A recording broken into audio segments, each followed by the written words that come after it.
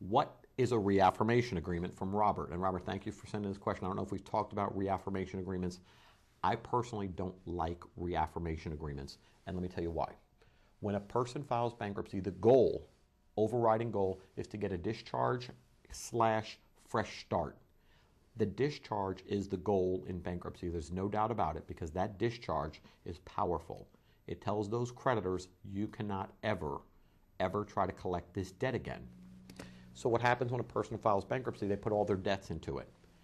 A car loan, a furniture payment, some type of debt that can be reaffirmed. In other words, we say to the debtor, you don't have to lose your car if you want to. You can keep it. You're going to sign an agreement that brings your car loan back to life. The bankruptcy kills the car loan. Theoretically, on the day you file bankruptcy, that car loan's dead on arrival.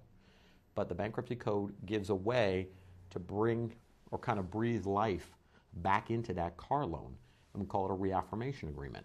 Now, those are negotiable, and sometimes the creditor will say, I'm not going to negotiate that. Sometimes they're willing to, because they know that the bankruptcy judge won't agree for a debtor to have a 14% car loan.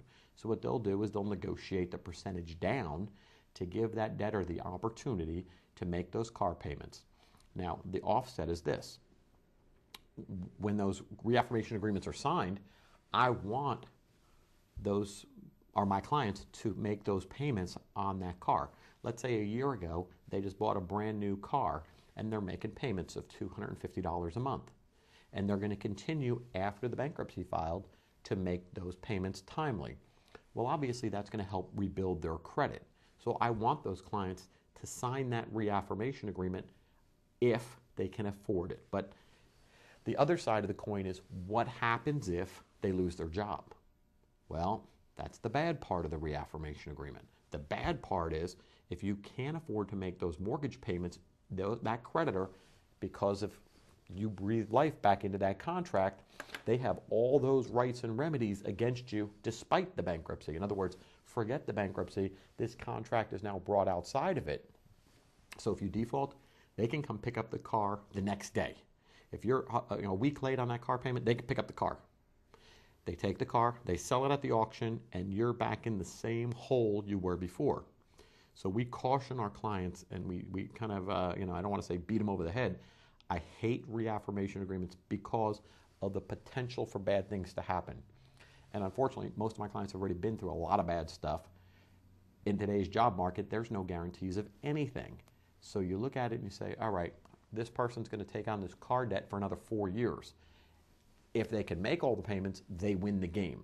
They get to keep the car, they make the payments, their credit report looks great, their credit score is zooming up the charts, and everything's good.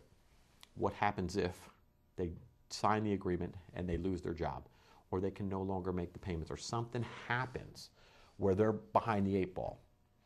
Then that reaffirmation agreement is going to be the worst thing that ever happened to them, because now you've got a bankruptcy and then you've got a post-bankruptcy default. The car gets taken and now you've got a debt, and you're basically, your fresh start is kind of put in limbo, or even worse, it could be dragged through the mud. And that's the bad part. So, those are the things that happen where you got the benefits and you got the detriments, and you got to look at both and weigh them really carefully. If my clients could have an alternative source to go out and get a vehicle where they could, work with the creditor and there's not going to be any negative consequences, I would love to have that option available to them. But unfortunately, in today's society, not always there. So that's what a reaffirmation agreement, the good, the bad, and the ugly. I don't particularly like them, but they're a necessary evil in my business.